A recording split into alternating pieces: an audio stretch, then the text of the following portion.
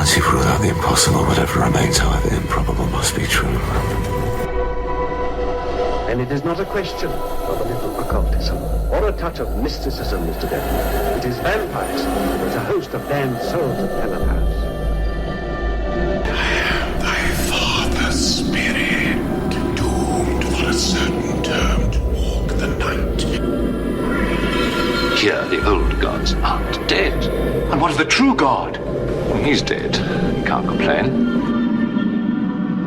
People assume that time is a strict progression of cause to effect, but actually, from a non-linear, non-subjective viewpoint, it's more like a big ball of wibbly-wobbly, timey-wimey stuff. You're listening to Paranormal UK Radio. Hi everybody, this is Irene Allen, the host of the Paranormal UK Radio Show. It's the flagship show to the Paranormal UK Radio Network. And with me tonight is Mark Johnson, my co-host and air producer at the radio station, Andy Mercer. Hello. Hello. Hello. I thought you said Mandy. Andy. Yes. I say Mandy's here, but she's not on the radio. Send my love to her. I will. She's actually at the chiropractor at the moment. She's got a bit of problem with her back, so I'm home alone. Home alone, eh? Yes. Are you old enough to be home alone? I think so, yes. Okay then. Right, so this is it. Mark, you wanted to talk about something to do with the station.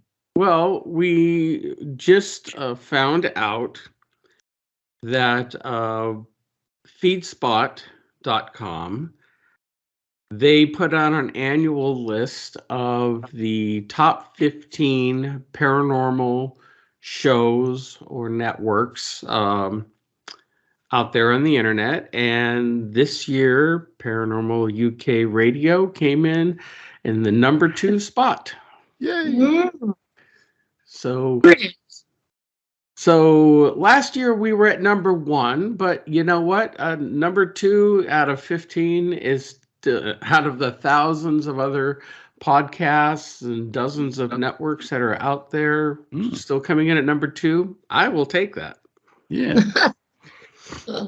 Well, we've all worked hard, a whole lot of us, the hosts from the different shows. Andy, you, and you, Mark. We even beat out Howard Hughes, which he's been on forever.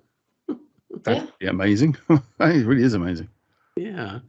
So just and to let people also know, I mean, you can find us everywhere when you're listening to the shows and the podcasts. We are on all the different podcast venues, except right now our main platform is through Spreaker, and they distribute the show to some of the other podcast platforms like Apple and Google and such.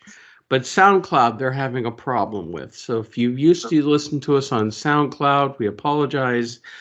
Spreaker's working on it. Your best bet is to listen to us directly on Spreaker. Or you can also find us on our website at paukradio.com. We have both our podcasts for listening on demand and our streaming radio station, both available on our website. Mm-hmm. So that's that. Cool.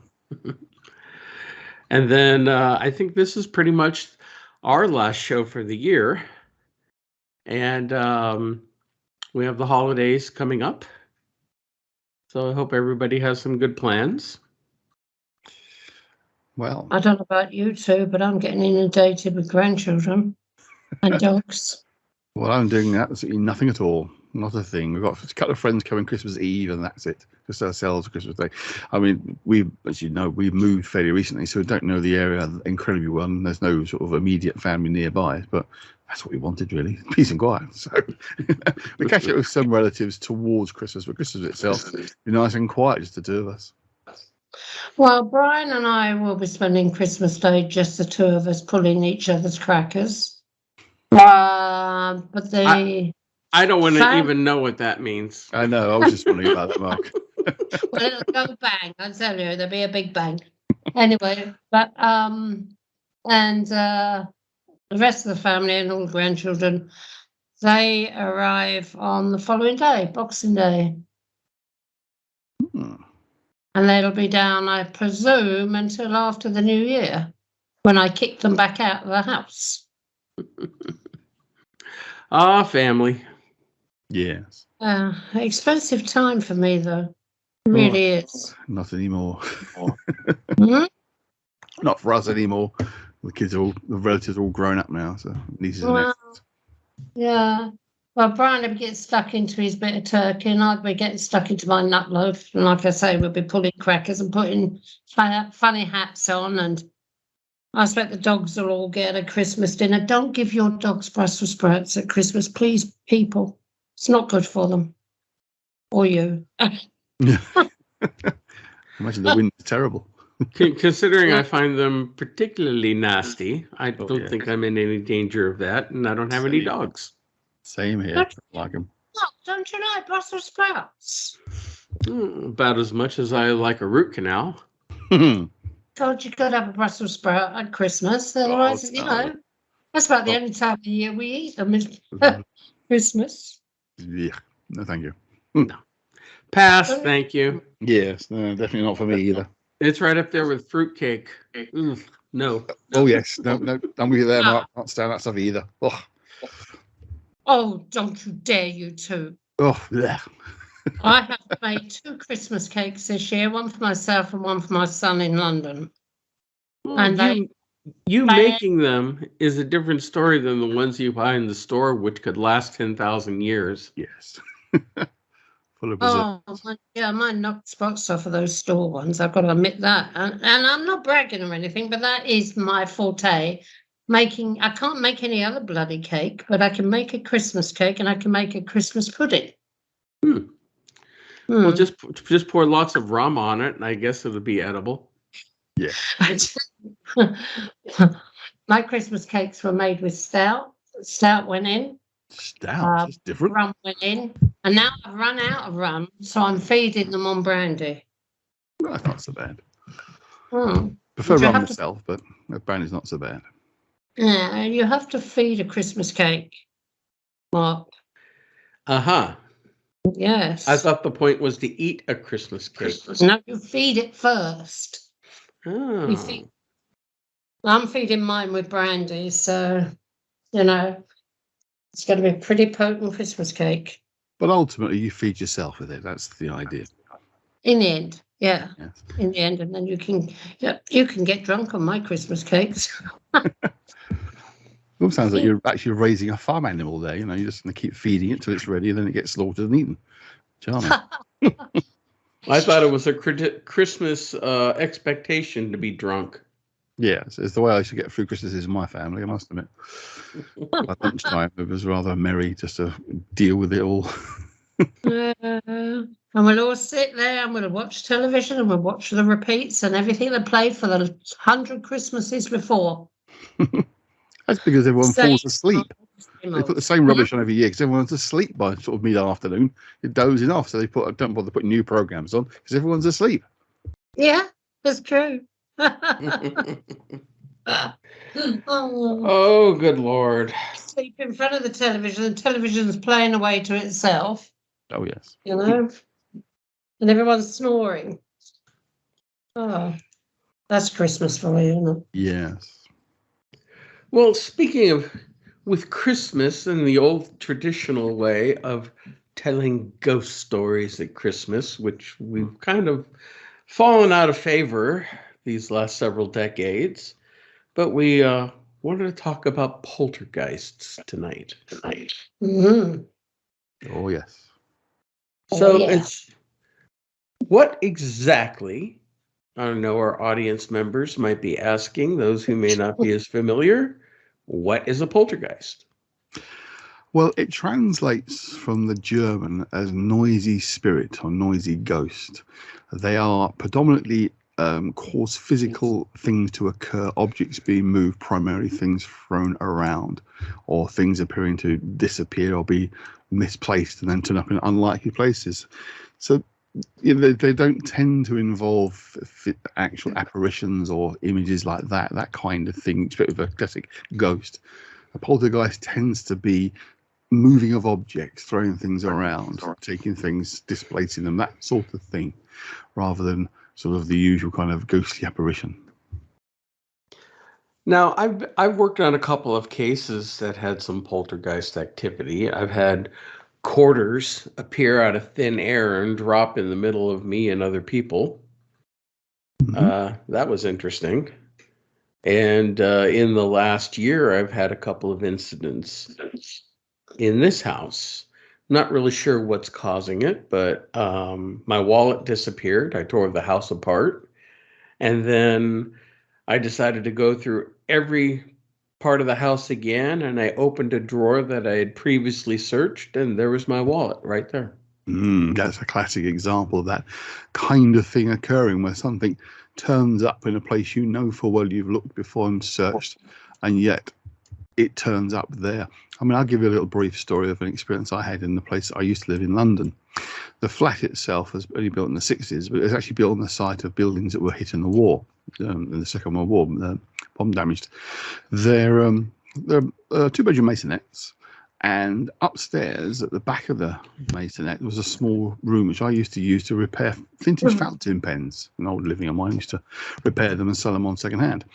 And you use a glue called Copydex. It's a very good glue. It's quite it's like a bit rubbery, and it can expand, and it's excellent for fixing filters in fountain pens. I had a large tub of it, a good sort of couple of inches high and wide, in my office, and it disappeared. It completely vanished. Couldn't find it anywhere. It was just gone missing, to the point of actually buy some more because I needed it because of what I was doing. About a month after it disappeared, I was walking up the stairs in our masonette, going up from the ground floor to the first floor. And as you turn the corner of the stairs, you look down the corridor, you look into my room, my old office where I used to do repair work. And in the middle of the floor was the Copydex pot, just sitting there in the middle of the floor. Now, there's no way on earth it had been there for an entire month or so that it had been missing in the middle of the floor. It's just impossible. So, excuse me, no idea where it had been, how it got there on the floor, but there it was. So that was pretty strange. So that would fit into that category of a poltergeist activity. It's a question, and it's a big question, whether they are the same as a ghost, whether it's supposed to be a spirit of a person who's passed, that kind of thing, or if it's more of a psychic entity, shall we say, that's kind of psi energy that's involved, that's causing this to happen. Don't know the answer to that one. I tend to lean towards the idea of it's some kind of psychic manifestation, i.e. say it's not a departed person or spirit of a person. It is energy that's being dissipated or expanded out into the world and causing strange things to occur. Excuse me a second. Sorry.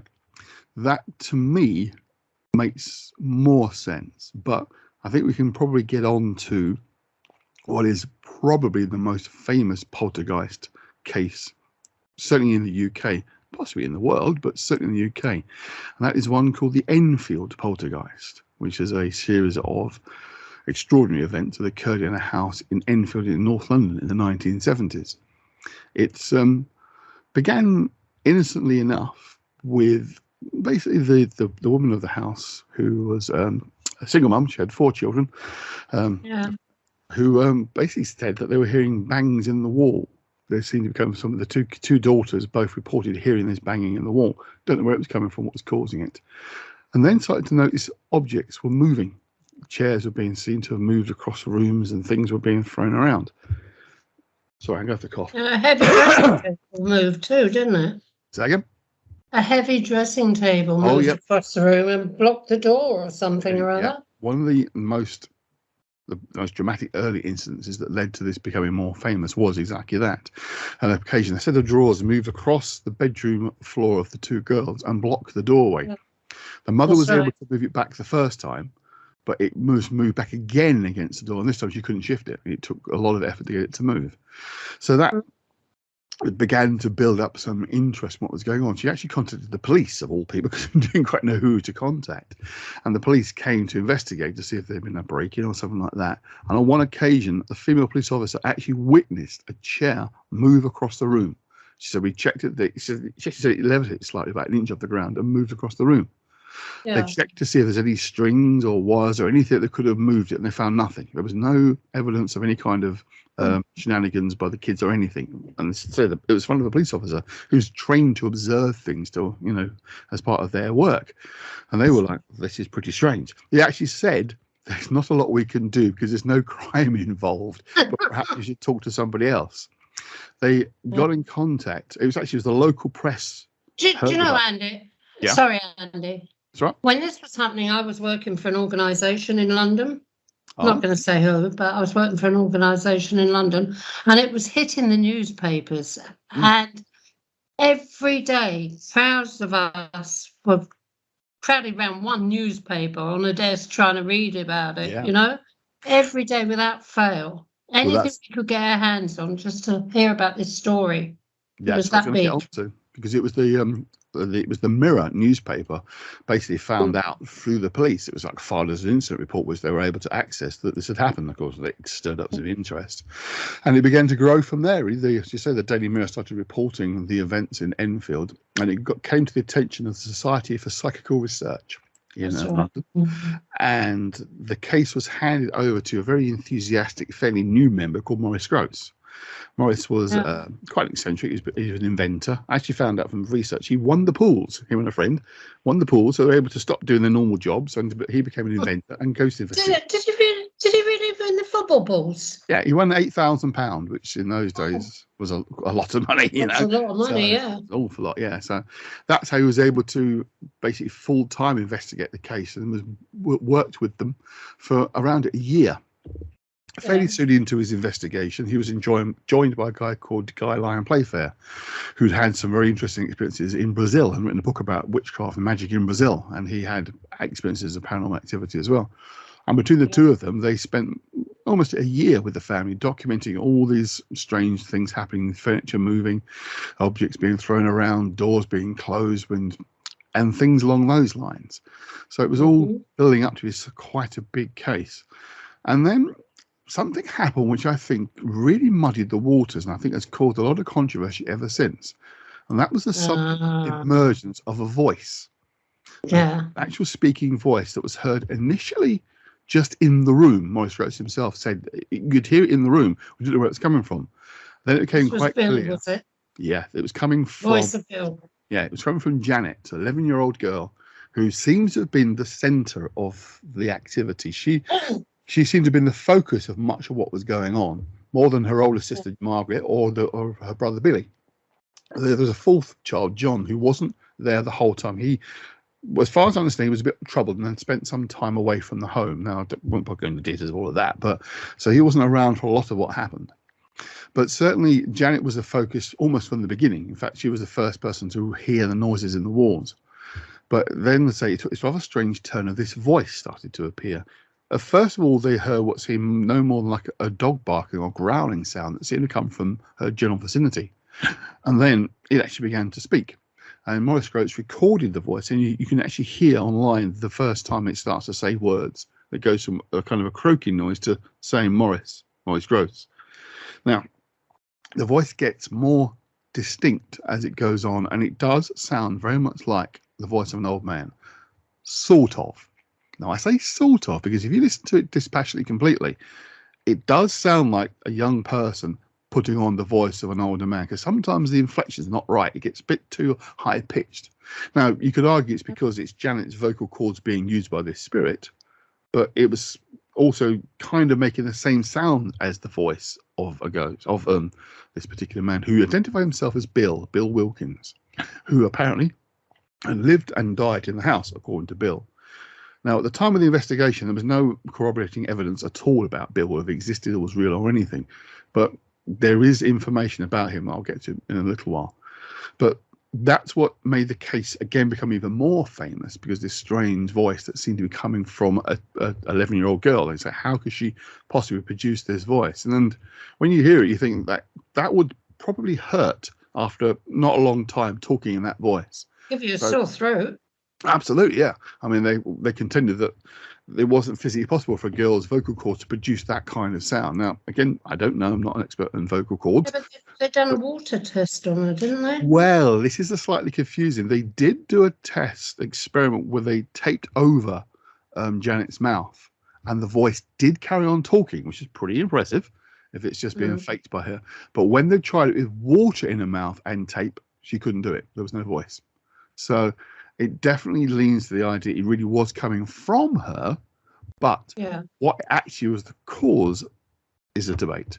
Now, the interesting thing is, of course, if there is this ghostly activity of Bill and he's the cause of this movie, it does move out of the realm of pure poltergeist and becomes your more classic haunting case because you've got an actual ghostly presence.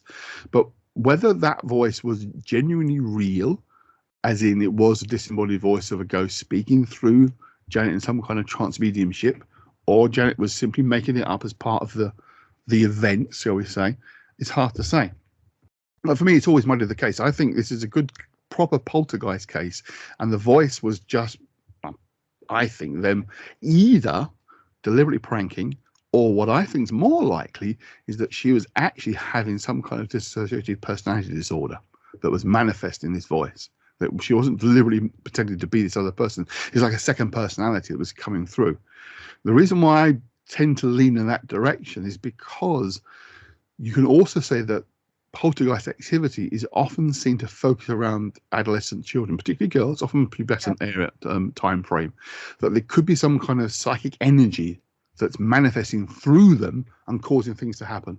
There's a fairly high correlation between teenage children being present at a property and poltergeist activity, extended poltergeist activity. I mean, not just the occasional thing moving, but things being thrown around, things disappearing. I mean, they had the classic bent spoons. You know, long before Uri Geller was doing his stuff, they had bent spoons in the house as well. So that all kind of leans towards that idea. But so they investigated the case for around about a year before someone that Guy Lyon Playfair knew was a spiritualist came along, had a long conversation with the girls, and said afterwards, "I've cleared this house of this energy, this whatever you want to call it." And apparently it did dramatically diminish the number of events. It calmed right down to the point that they stopped investigating because it was very little was happening. I've actually spoken to Guy Lyon Playfair myself. I was on an interview with him for an old station I was on before, which you've got part of that interview is actually on our network now. I uploaded it over Halloween as the KTBF show, so you can hear that. But then we did a second one with him, which we didn't save, unfortunately, where we talked a bit more about the causes behind the case and what was going on. And he wouldn't go into a lot of detail about who this person was, but they were a spiritualist who helped clear the property and made a difference. So again, that leads it back towards the idea of being an actual ghost presence. So I don't know, but but Andy, yes, like you say, in a poltergeist activity, you don't usually have a ghost with it. Exactly. Okay, this is it. Exactly. So they have been just linking the fact that the story of Bill dying in his armchair as an excuse for this activity. Well, the funny thing was, the interesting thing was, there was no way of knowing who this Bill Wilkins was. There was no evidence. There's no records or anything. I thought his son turned up. Oh, I'm just getting there. You steal my thunder. Sorry. Some years after the case had really come to an end, someone contacted Maurice Gross, and it was indeed the son of Bill Wilkins. It was proven to be the son of Bill Wilkins. It was able to prove Wilkins had lived in that house, and he had, as described by Janet, died in a particular chair in the room, having from a brain hemorrhage, having gone blind. Now, how she could possibly, this is what gets really strange, is how could she possibly have known those details? She could have accessed his death certificate. It wasn't available. You know, there's no way there was no computers as such available. No, exactly. No Even if you went to the public records office, she's an 11-year-old girl. They're not going to let her go and wandering through those records. And how the hell is she going to find this person? That's what makes it strange. You've got to know where to start looking, haven't you? Exactly. And if you know nothing about who lived there before. That's exactly the point. You know, how could you go and simply find that information? How did she get it other than by, quote, psychic means? Well, it was a council house, wasn't it? Yes. They did. So he was on the council register at a council, okay? It could be that when the mother moved in, someone from the council told her the story of Bill, and Janet's overheard her talking to someone else about it. It could be that way. But that's the only way I can see that she would find out. Except I'm not exactly sure how old she was, but she would have been very, very young. Well, they've been there for a number of years with the husband before the husband sort of did a moonlight flip and back, moved the woman down the road.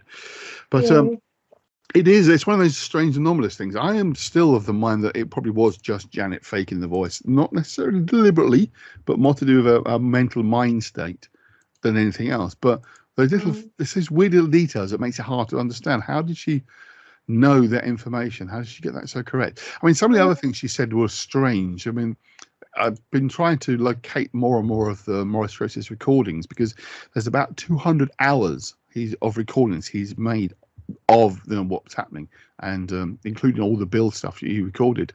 I've been trying to find those to find out more information about what actually is supposed to be said by Bill. But for a man that supposedly in his 70s, he was rather fascinated with menstruation. A young girl's menstruation, which, of course, Janet would have been, because she was going through it. So it's like, it's a bit strange. Her asking and getting her own questions answered via him, sort of thing. Exactly, yeah. It does lean towards the idea that she did fake it. But again, it's that you have to prove the information from. Andy, that doesn't answer all the things that were moving about in the house. No, absolutely not at all. No, that's what I'm saying. Brandon Morris as well. It's separating. That's exactly. It's separating this voice Bill character from the paranormal, the poltergeist activity. That's the thing I think is important. That's why I find the whole Bill stuff mildly irritating, because it kind of sidetracks us down the road. Well, the fact of the matter is, the girls did fake some of the stuff. Even Glenn and Playfair in an interview said they admitted it, didn't they? They did, yeah. I mean, they were kids. They were teenage, getting into the teenage years. They were fooling around, mucking about.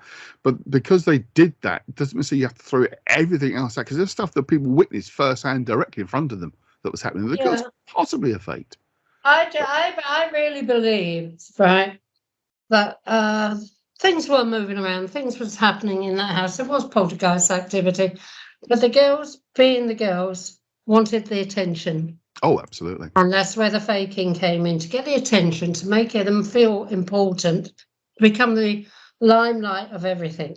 Yeah, I completely agree. I think that was almost a part of it. It's like you needed to approve it. I mean, there's an old classic story about a woman called Helene Blavatsky, who ran the Theosophical Society, created the Theosophical Society. Now, she was supposedly psychic, medium, and all that. And later in life, when people would come and see her, she said sometimes that basically she did fake stuff, because it was expected of her to produce something. And when nothing was happening, she made sure something did. But she said other stuff was genuine. So it's like, you almost wish people wouldn't do that. But when you're doing an 11 and 13-year-old girl and an 8-year-old boy, yeah, of course they're going to muck about a bit and play silly. And as Guy Lyon said himself, you can't tell these kids to not do that. It's their home. They live there. They're going to muck about. You have to accept they're going to muck about a bit. You have to deal with that.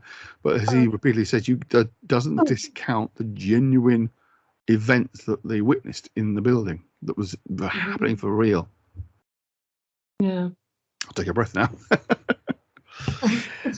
And then, of course, we had Ed Warren. And yes, I was going to get on to those in a moment. Trying to jump on the bandwagon. Yeah, don't get me started with those two. Well, the film, The Conjuring 2, was an absolute joke. Now, I love it as a horror film. It's brilliant, but it has no resemblance to what really happened at all. I tell you what, if we'd gone over there and claimed Amityville Horror, as ours over here, right? Yeah. The shite would hit the fan, wouldn't it? Totally. But they were there for about a day. They were there one day. Yeah. Yeah. They invited themselves pretty much. Ed was actually recorded talking about that they could make money out of this, and then they were politely asked to leave after they interviewed the girls for a while. Then were politely asked to go away. The whole stuff in the movie, if you've seen it, about this demonic creature that's following Lorraine Warren round, that he manifests in the house as Valak, is just absolute nonsense. I mean, the whole Valak thing itself is nonsensical. At no point Valak is a valid, shall we say, is a genuine demon that's listed in each and other text, but at no point is it ever described looking like a giant nun. It's just nonsense, completely made up for the film. But it's staggering the number of people actually think it's an accurate portrayal of events. It really is. believe it. Yeah, they do believe it. In fact, they believe it. I had a conversation on good old Facebook some time ago about someone was raiding American people or with British? I reserve judgment. I'm not entirely sure, but basically, I said to her, she was going to how accurate, genuine portrait it was, how the lives were at risk, and I said, no, it's not. It's complete nonsense. They've even left out one of the main investigators there who I've spoken to directly, and she said, "Well, how do you know he wasn't making it up?" I was like, "Oh, good Lord!" And when he's documented. I tell you what, back in the 70s, when I was, like I said, when I was working for this organisation, I got a fella friend of mine who worked for the organisation to run me over there. To Enfield, because I was so engrossed in it, because these newspaper reports that were coming out. You just can't imagine it today with a headline newspaper headings and front page about ghosts and the paranormal. You just can't imagine it now. They wouldn't do it. Yeah. Although I've lived with it all my life and I know what goes on. But the point is, I don't know. I just got caught up in all the excitement and the emotions and in the building that I was working in. Well, interestingly enough, the Hodgson family eventually did move out of the house, and the next people who rented it stayed for 3 months and left. They said there was an atmosphere. They didn't actually know about the case. It's one of the funny things you'd imagine. Everyone must know about this case. It was plastered everywhere. Yeah, but if you didn't read the newspapers, wasn't into the newspapers, you wouldn't know. It wasn't on TV very much. It wasn't in the news. It was on the newspapers. But if you didn't have to read that paper, then you wouldn't know about it. And they didn't know about it. They said they never saw anything happen in the house, but so there was a uncomfortable atmosphere. They did ask if they could be moved about 3 months after moving in. They've the family that are there now have been there a long time. They don't wish to comment, basically, although I think they get a bit annoyed about the number of people recently have been turned up at their door. There was a YouTube video which someone put up a little while ago who'd gone to the house and was filming outside, and the owner of the house came out and asked them to move, which I'm not surprised, really, because it's a bit rude. But there you go. I was going to ask her, is it still standing? Or Absolutely. It is completely still standing. It's just an ordinary house. There's nothing special about it.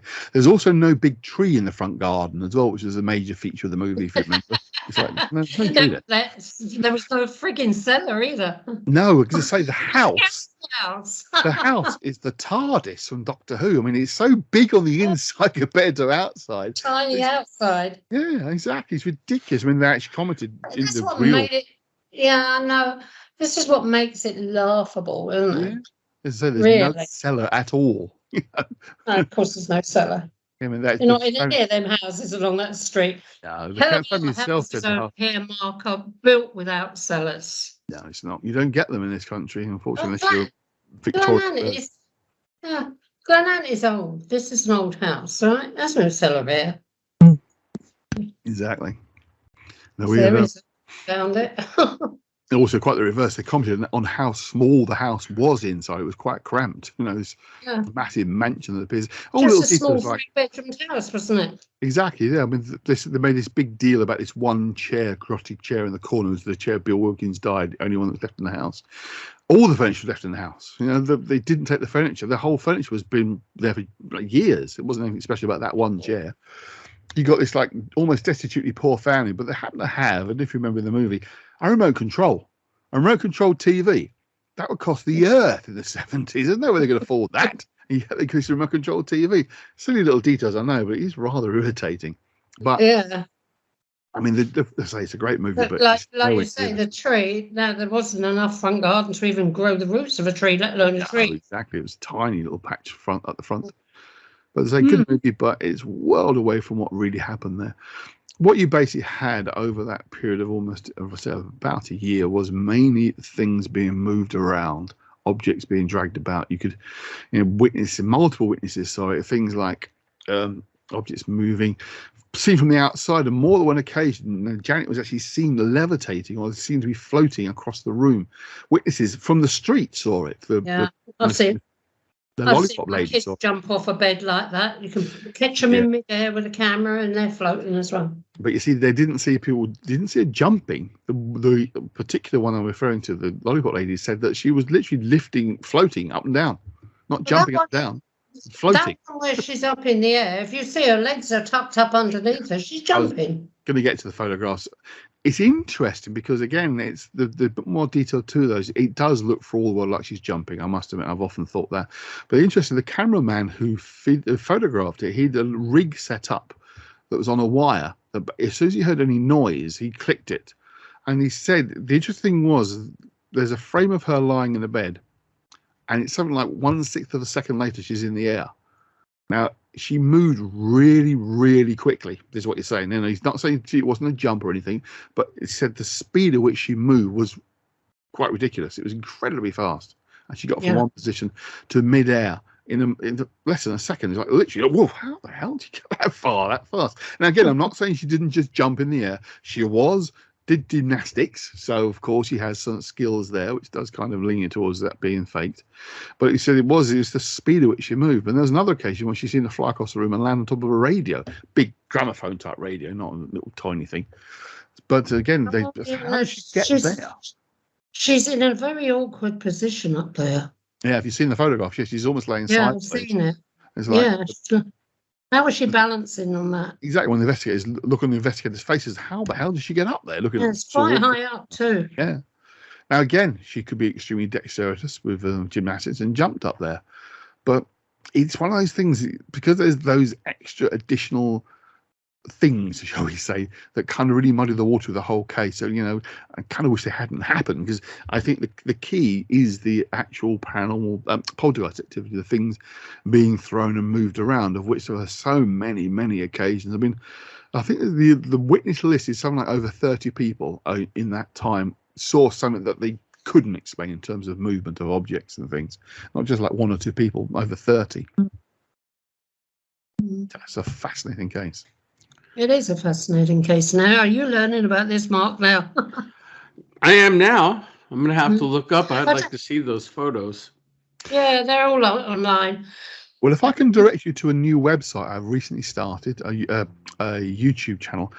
One of the things I'll get back to why I'm doing this in a moment, but I'm collecting as many examples of first-hand actual interviews with people directly involved, and audio and photographic recordings that have been made, trying to bring it all together onto one on YouTube channel, because there are hundreds of them spread around, lots of little snippets, bits and pieces. No one's ever brought them all together into one place. The reason I'm doing that is, one, because I'm fascinated by the case, of course, but two, recently Apple Plus TV have made a 4-part series based on the Enfield haunting, as they're calling it. And what they've done is very, very clever.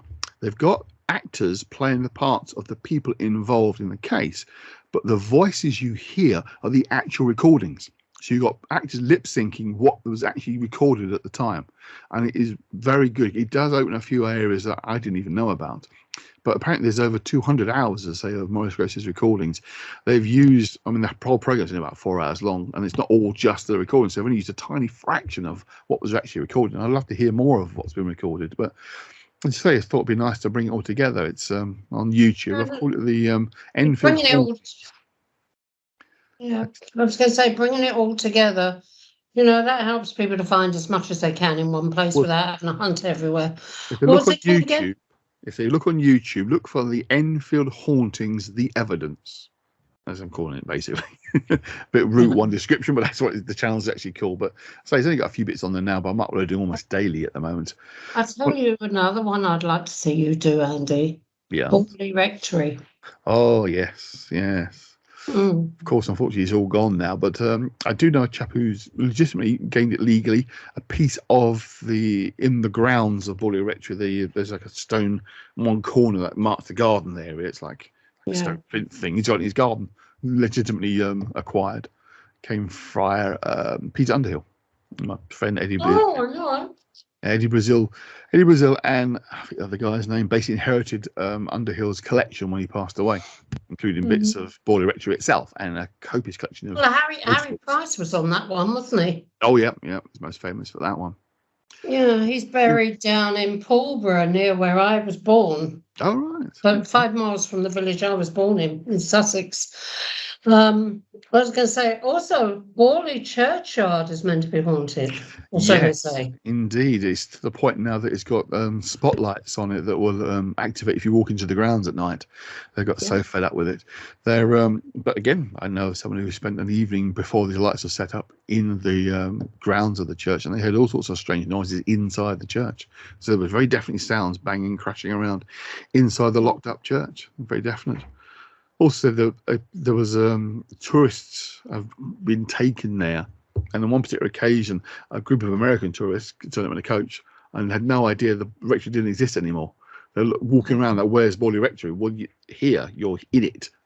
It's now a housing estate, but they had been taken there under false pretenses, shall we say, that they'd been fooled into believing it was still there, and it was not there at all. But the rectory was very close to the church, wasn't it, originally? Yeah, sort of across the road, if you like, a bit further off. Yeah, quite close by.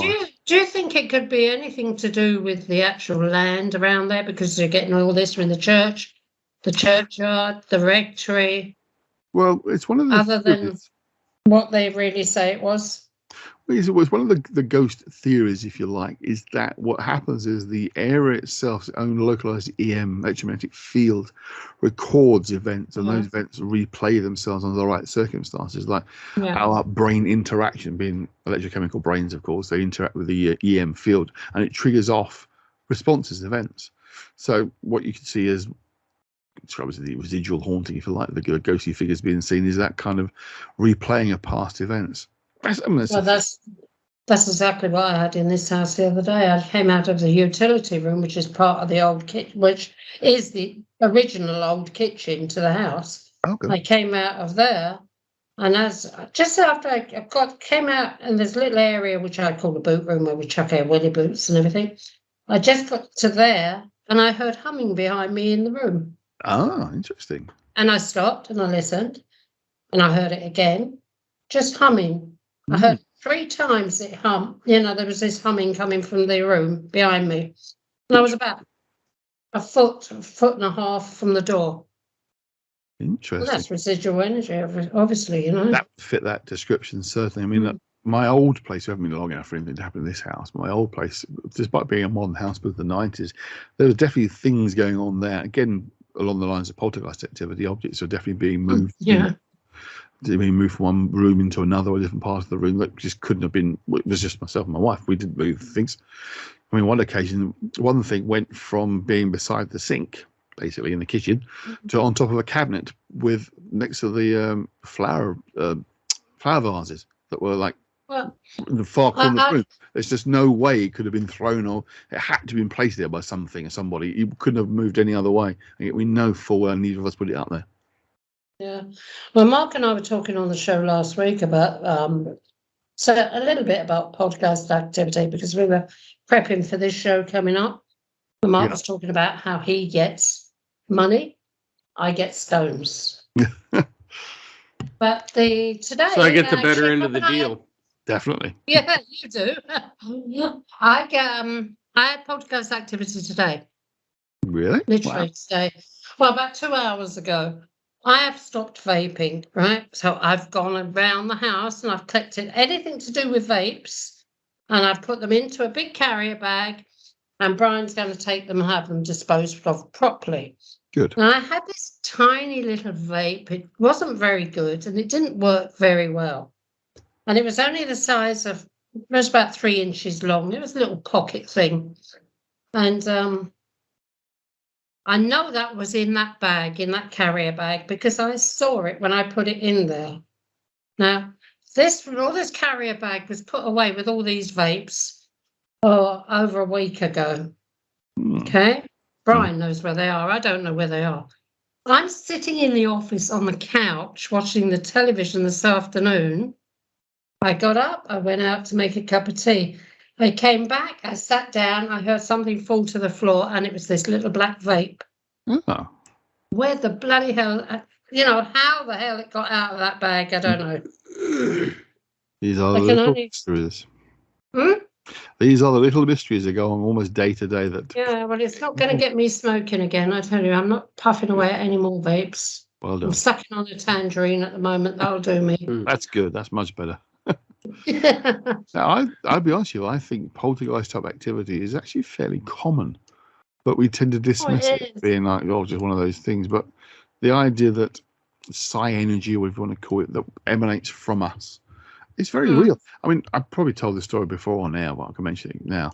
I'm a psychotherapist. I'm still kind of semi-retired now. I've started my publishing company, but obviously I work with clients in my office, and people get emotional, get upset. It's perfectly normal. Yeah. You're working with therapy. I had one guy in particular. Every single time he got upset, my ceiling cracked. Every time. Now my ceiling there's no loft hatch. It's a small, basically it was a converted garage at the front of the house, but it's got a little like a triangular roof to it. There's no way up there, but it would crack. Not just once or twice, but every time he got upset. Now he got upset quite often. It was therapy. The ceiling would crack. It's like, where the hell's that coming from? It was just very strange. To the point even he started to notice it, even though he was getting emotional, upset about stuff. He noticed, what's that noise? I said, I don't know. It seems to happen when you're a bit upset. It's a good thing. It means you're getting your emotions out. I mean, you're thinking, yeah, it's a weird thing, actually. But yeah, so that was quite strange. So, the idea of releasing psi energy, if you like, that can cause things to happen, to objects to move around and crash about. I don't have a big issue with that being the explanation for things like the Enfield Poltergeist. That it wasn't this disembodied spirit of a man who lived and died in the house. That was superfluous. I'm still stuck with the idea of where the hell did Janet get the information from in the first place, but I do think it's more likely to have been they were playing a part of that, and the actual paranormal stuff was the poltergeist, the movement, the crashing and banging, things moving around, flying around the room. Things, not necessarily people, but things flying around the room, certainly. I don't know. That's strange, isn't it? Mm-hmm. I've had poltergeist activity here since we moved in. It doesn't happen a lot, but when it does happen, it happens big time. Yeah. There was the time I wrote in my book, I think, about Della, my daughter-in-law, going to the shop, coming back with a load of loose change, saying, here's your change. I said, chuck it on top of the fridge. So she just threw it on the fridge. It just went everywhere, all over the top of the fridge. And we left it there. Got up the following morning, and it was all piled up. Ooh. Biggest coins at the bottom, all the queen's heads facing upwards, biggest coins at the bottom, then the next size coin. And so it tapered to the top, and it was so perfectly done that each coin was centralized on the coin below it. And I couldn't do it. I couldn't get it perfect. Another time, had a friend come to stay, and it was in the bedroom where Mark stays when he comes here. Mm-hmm. I had some books on the windowsill. There's a wide windowsill. There were some books on the windowsill, and they were all stacked up. You know when people do that pyramid with playing cards? Oh, yeah. It was like that. Oh, blimey. She walked into the room, it was like this pyramid of books. Yeah. That's pretty impressive. And how they were staying, how they stayed there without moving, I don't know. That is pretty impressive. Because you walk across the floor, it's floorboards, you think it would have shook and vibration would have brought them down. Oh, yeah, absolutely. And she called me up, and when I touched them, they just toppled. And I only touched them lightly. It was really funny. Yeah. A few times I've been on paranormal investigations, we've had objects thrown at us. One that stands didn't like us. One that really stands out for us actually was it was basically an old church. It was a Victorian building. It wasn't like an ancient church, but it was completely closed down. It was falling into disuse, and the property itself is now being rented by a spiritualist group. Christian spiritist types, and they'd had lots of noises and bangs and crashes going on. They contacted the group I used to lead. I think it was a friend of a friend of a friend kind of connection, and there was a vaguely sort of family connection to it. And the six of us went with three members of the spiritualist church who rented the place. They were there with us, and on one occasion we were just standing in the corner of the ground floor. It's like a big open area, just having a conversation, and this stone flew across the room, hit the wall right beside me, and then fell onto the floor right under my foot. When I picked the stone up, it was very hot. It really was hot. There was no way. I mean, the windows themselves were completely boarded up. They were actually metal covers over them, so it wasn't even like you could just pull a bit of a weight up like throw something through. There was no, it was anyone from outside. It was no one in the group because we were all, 9 of us were together having a cup of tea. And yet this stone flew across the room. I say it was very hot. That's the one thing that really struck us, was how warm it was. It was actually stopped me. Yeah, I've had stones come when we've all been in the kitchen. I've had stones fall out of the ceiling in the kitchen. Oh, right. And they never hit me.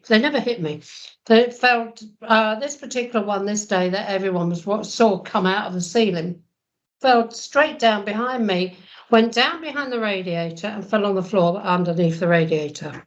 Wow. My hallway, when I first moved in, I was always, and I got a little pile of stones somewhere that have been thrown at me. If I was out there cleaning the hallway floor or dusting or something like that, I was always getting stones thrown at me. And they would come from the office area straight down the hallway to wherever I was. So the stone would be heading to hit the front door, but... Yeah. And they used to come at such a force, but they never hit me. Well, fortunately, I just bounced off the wall and then landed on my foot, so it wasn't aimed at me directly. But there's been a couple of times over the years of doing ghost investigations where we have definitely had objects have been thrown.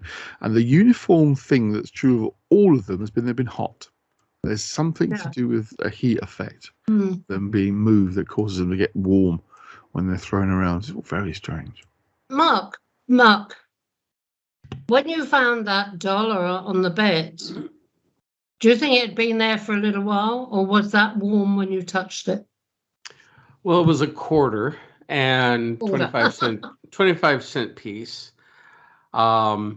Just to give some context, I've told the story before, but the day of my wife's funeral, her cousins, I invited them to stay the night here since it was such a long drive home. So I went in to get the guest room made up, and there lying in the middle of the bed was this quarter. And I looked at it. I didn't touch it immediately, but I looked at it and going, where in the heck did this come from? Because I'd been in this house a week, the only one here, and there was no quarter on that bed. So it was perfectly placed almost in the center of the bed. And when I looked at it, it was tails up. And the tails portion we have a whole commemorative series of quarters that on the back had each of the 50 states on there. Well, this state was Colorado, where my family is from. Which I took to be very significant. Now, when I did pick it up, it felt totally normal to me. So it's possible it happened while I was away that morning. And then I just came home and found it. Yeah.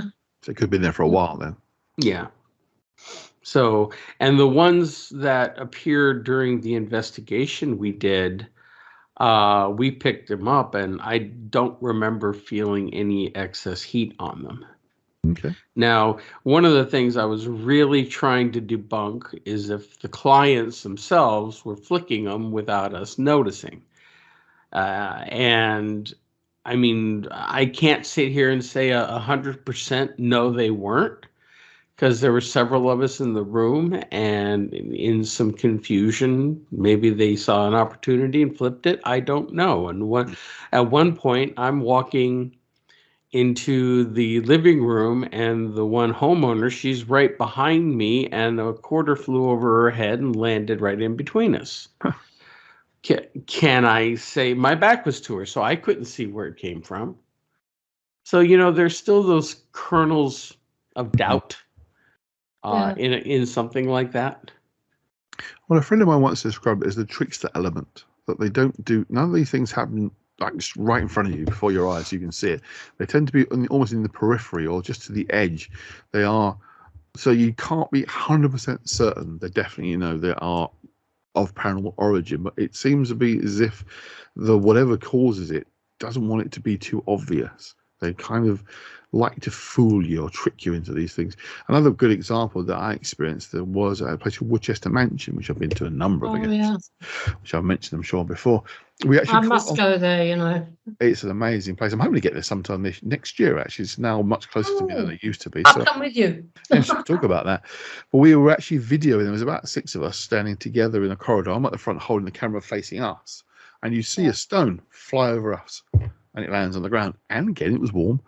But you can't be certain. We know there's no one behind us. You can't prove it in the video. Of course, it's just black behind us. But you see the stone come over our shoulders, over our heads, literally, and land in front of us. Or in front of me, beyond the camera. You see it fly over and you hear it land.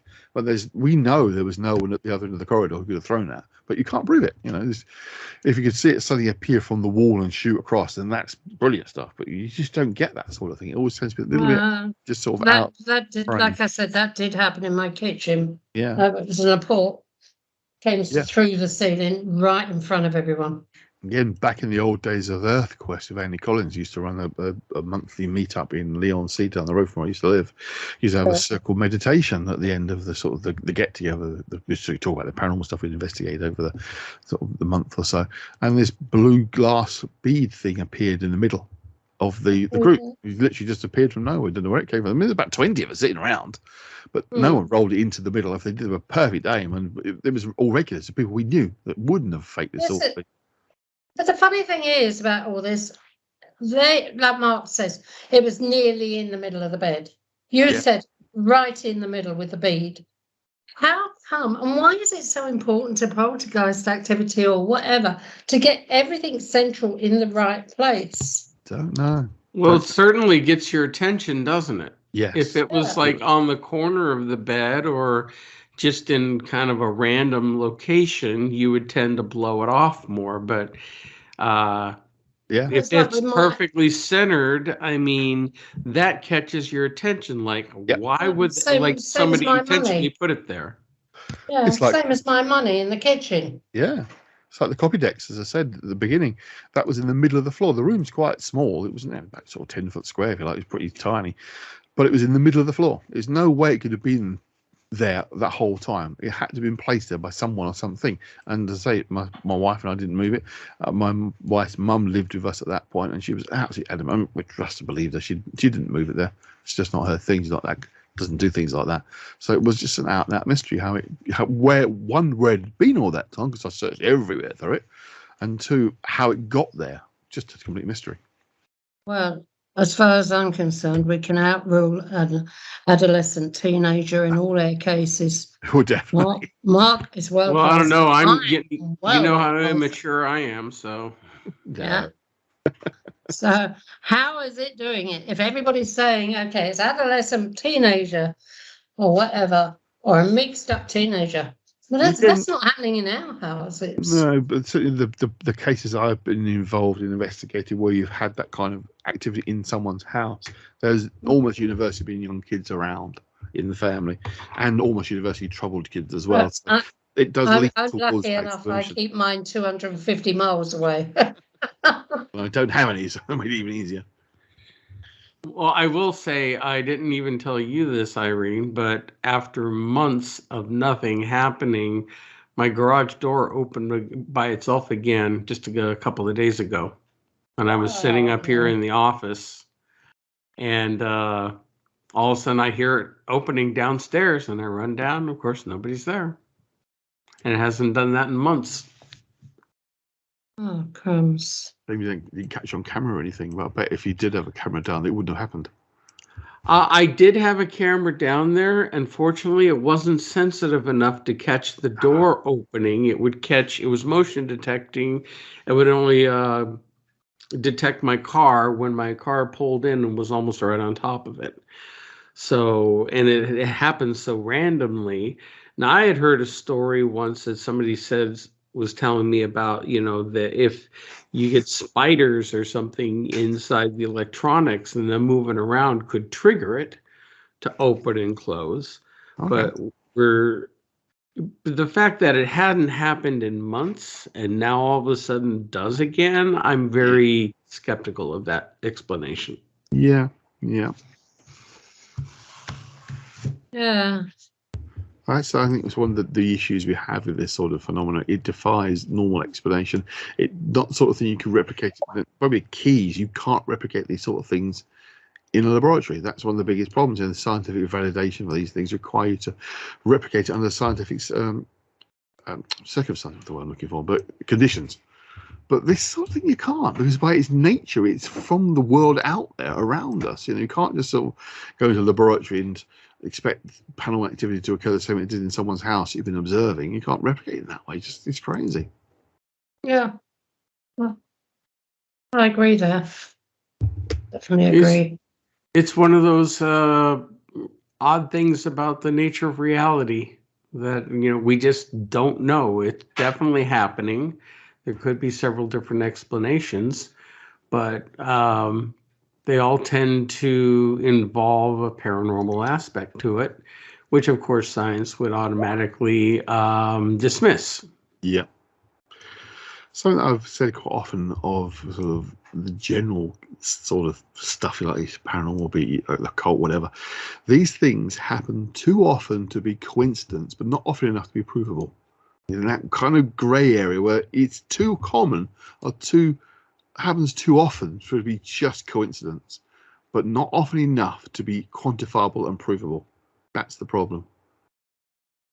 The phenomena are in that middle ground where it's just too often to be pure coincidence, but not enough to prove. Yeah. Fascinating. Absolutely fascinating. Well, I think we've come to the end of the show. Great way to go out before Christmas. Yeah. The three of us getting together. We're going to have to do this again. Definitely. Because I have a lot more cases I could talk about too. I'd also say I'm generally a lot more freer than I used to be now. I don't longer see clients every day of the week. I'm more time to do things like these shows. And it'd be great to work together, the three of us again. It's been a long time. Yes, it has. So everyone, thank you for tuning in. Three amigos. That's right.